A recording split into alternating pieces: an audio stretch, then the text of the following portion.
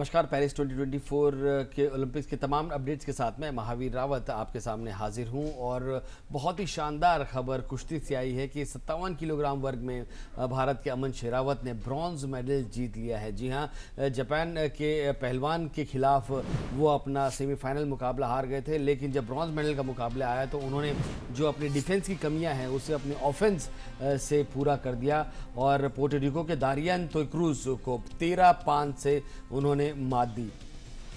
बहुत ही शानदार उनका ऑफेंस रहा और जिस तरीके से वो यहाँ पर आए हैं, इससे ये तो उम्मीद लगी है कि आगे, क्योंकि पहलवानी में अगर हम बात करें, कुश्ती में अगर हम बात करें, लगातार 5वां ये गेम है जहाँ पर भारत के पहलवानों ने कोई ना कोई मेडल भारत को दिलाया है।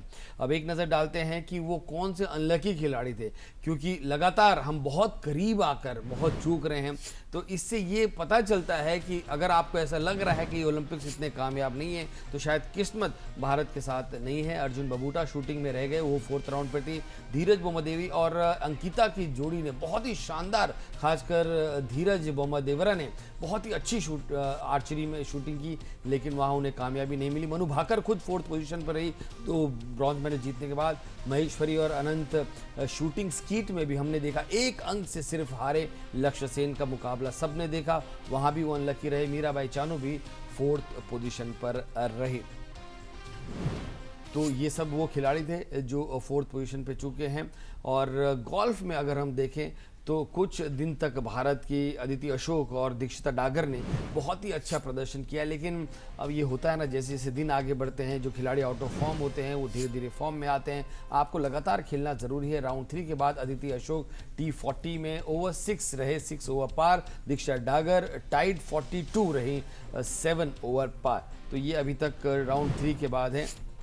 अगर हम वर्ल्ड लेवल की बात करें तो भारत की टीम तो टेबल टेनिस में चाहे पुरुष हो, चाहे महिला हो, चाहे सिंगल्स इंडिविजुअल हो, उससे बाहर हो गई। लेकिन चाइना की टीम ने यहाँ पे बहुत अच्छा प्रदर्शन किया। और अब ओवरऑल अगर हम मेंस टीम की अगर हम बात करें टेबल टेनिस की, तो ये नतीजे सामने हैं। चाइना गोल्ड, स्वीडन सिल्वर और फ्रांस ब्रॉन्ज मेडल पर रहे। तो बहुत बहुत बधाइयाँ हो अमन शेरावत को। दिल्ली के छत्रसाल में वो प्रैक्टिस करते हैं, रोहतक ज़िले के हैं और छत्रसाल बहुत ही एक हब रहा है। उसके उनके जीतने के बाद आइए नज़र डालते हैं कि मेडल टैली क्या कहानी करता है, क्योंकि एक एक मेडल बहुत ज़रूरी होता है। अगर आप मेडल टैली में अपनी जगह बनाते हैं, 65वें नंबर पर भारत आ गया है, 1 सिल्वर और 5 ब्रॉन्ज मेडल जीतकर।